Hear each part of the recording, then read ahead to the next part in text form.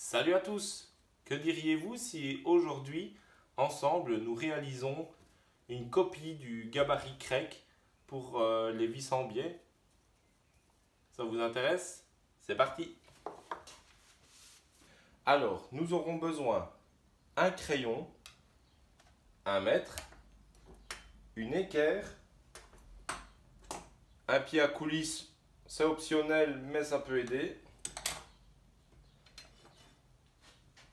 C'est la seule chose que j'ai acheté, c'est un tube en alu avec un diamètre intérieur de 8 mm et un diamètre extérieur, je pense que c'est 12 ou 11,5.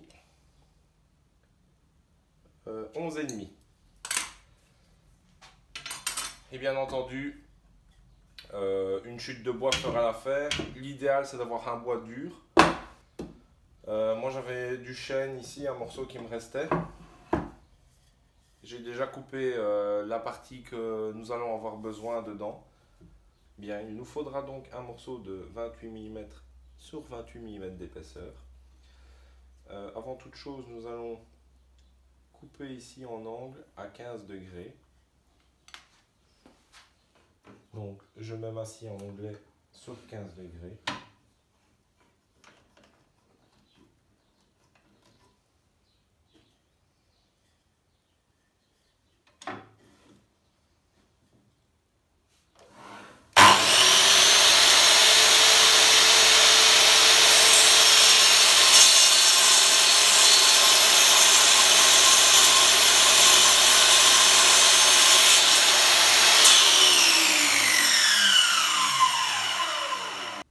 Bien, en tenant votre angle dans ce sens, vous allez ici tracer à 10 mm et ensuite ici vous tracez le milieu de votre pièce. Donc étant donné que nous avions 28 mm, nous allons tracer à évidemment 14 mm ici. Voilà, comme ceci. Donc je répète, en tenant votre angle dans ce sens, à 10 mm, vous tracez ici. Ensuite, vous tracez le milieu de votre pièce ici à 14 mm. Ensuite, pour avoir plus facile sur la foreuse à colonne, vous pouvez également recouper votre pièce ici à 15 degrés afin que vous puissiez la mettre droite au moment où vous forez. Ou alors, dans l'étau, vous la mettez à 15 degrés en utilisant un indicateur de degrés, je ne sais pas trop comment ça s'appelle. Moi ici, je vais procéder donc à une deuxième coupe à 15 degrés. Faites votre pièce assez longue, à savoir qu'après nous allons la recouper. La dimension finale sera de 105 mm, donc faites-la assez longue pour que ensuite, au découpe de fin, vous vous retrouvez bien avec une distance de 105 mm. Donc voici, une fois que mes deux angles sont coupés, ici j'ai bien marqué l'emplacement du perçage comme je vous ai indiqué. Je ne filmerai pas l'étape du perçage, malheureusement, étant donné que je n'ai pas de perceuse à colonne dans l'atelier. Je vais aller faire ça chez mon voisin et ça va être un peu compliqué de filmer chez lui, donc malheureusement je vais vous passer cette étape là. Rien de bien compliqué, hein. Donc vous mettez bien votre pièce à 15 degrés pour forer et vous transpercez carrément avec votre mèche une fois que votre pièce est à 15 degrés, donc vous transpercez, vous arriverez normalement plus ou moins ici avec la mèche.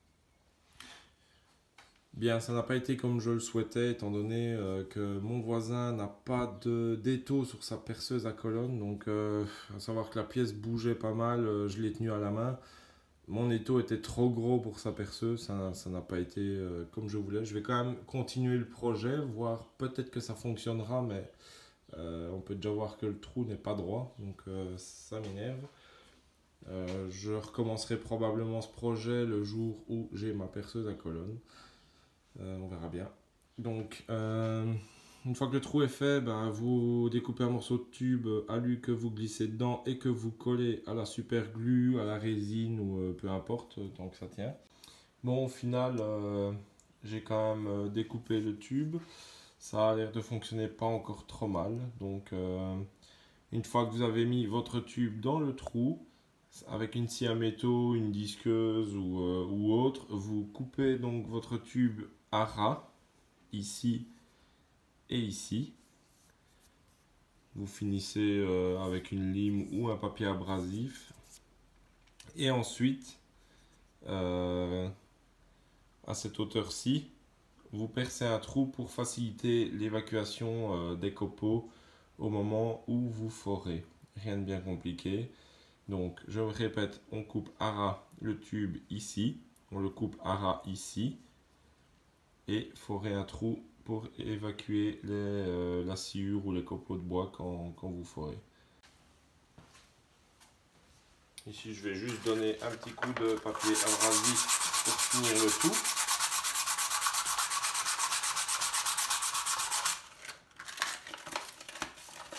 C'est du 120, c'est pas obligatoire, mais c'est plus agréable au toucher.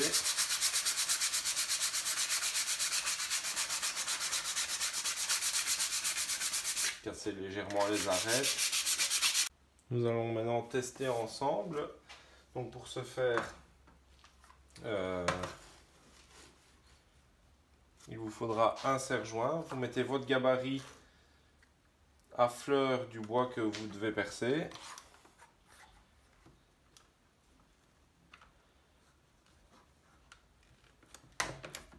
On le maintient avec le serre-joint. Une mèche de 8. L'idéal, ce serait d'acheter la mèche qui va bien pour ce gabarit-là. Moi ici, voilà, avec une mèche normale, ça fonctionne aussi.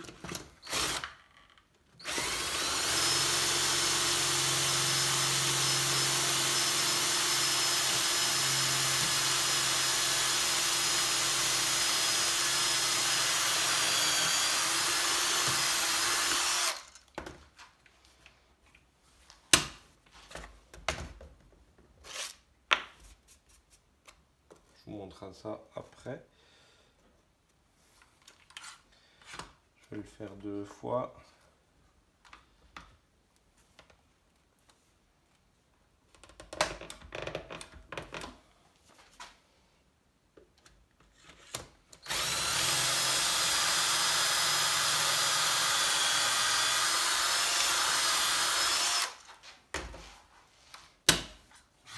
Comme ceci.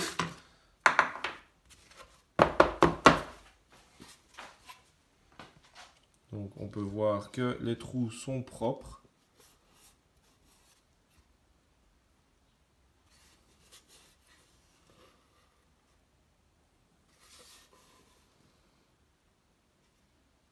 Ensuite, il vous reste plus qu'à fixer votre planche.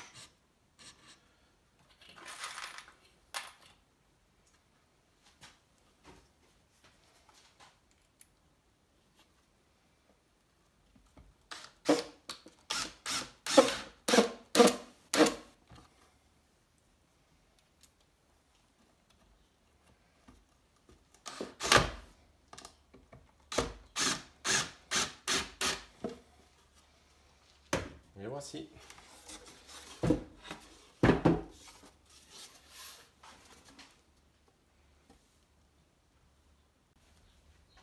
Voilà, maintenant que je sais qu'il fonctionne malgré que mon perçage n'était pas tout à fait correct. Comme je vous expliquais, mon voisin n'avait pas d'étau sur sa perceuse à colonne, donc je l'ai tenu.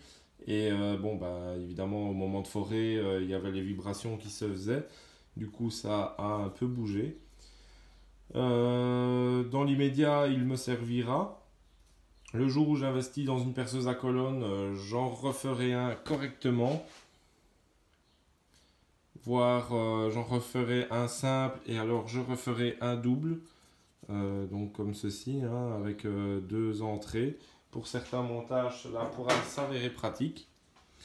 Si vous possédez une scie à ruban, ce que vous pouvez faire pour finir aussi le gabarit, c'est faire Au niveau donc ici, plus ou moins, faire une découpe un peu dans le genre, vous voyez, pour niveau esthétique, hein, il fonctionne bien comme ceci, mais niveau esthétique, ça serait plus joli en faisant une petite découpe. Au niveau finition, moi, vous pouvez le laisser tel quel, il n'y a aucun problème. Ici, je vais passer une petite couche d'huile de lin dessus afin de le protéger quand même un minimum. Donc, rien de bien compliqué, hein, de l'huile de lin toute simple, un chiffon. On imbibe un peu le chiffon.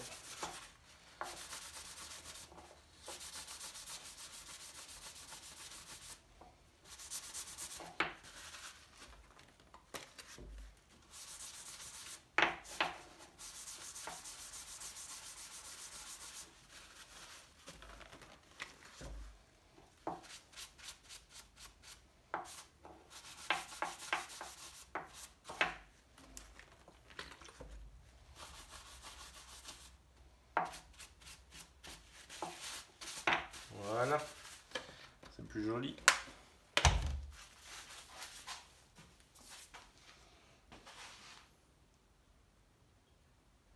Donc voici ce petit gabarit terminé. Je rappelle les dimensions. On est donc sur un morceau qui fait 28 mm sur 28 mm. Nous avons une longueur finale de 10,5 mm. Nous avons un angle ici de 15 degrés. Pour le perçage, en tenant votre angle comme ceci, vous tracez ici à 10 mm et vous prenez votre centre ici. Ensuite, vous percez. Voilà, donc cette petite vidéo est terminée. J'espère que cela vous a plu. Je suis désolé encore une fois de ne pas être plus présent sur la chaîne, mais je suis fort occupé en ce moment. Normalement, ça reprendra un rythme normal aux alentours du mois de septembre.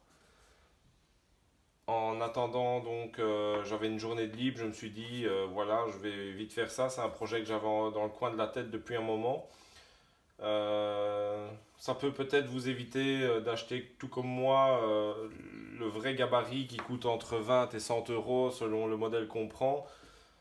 Surtout que moi, personnellement, c'est pas quelque chose que je vais utiliser voilà, tous les jours ou à chaque réalisation. Donc je trouvais que c'était un peu dommage d'acheter quelque chose que je n'utilise pas régulièrement. Ici, moi, ça m'a coûté voilà, le prix du tube en alu, donc quelque chose comme 2-3 € grand maximum. Cela vous a peut-être donné une idée aussi et vous allez peut-être le réaliser de votre côté. En tout cas, si ça vous a plu, n'hésitez pas à partager la vidéo, dites-le moi dans les commentaires et on se dit dans une prochaine vidéo.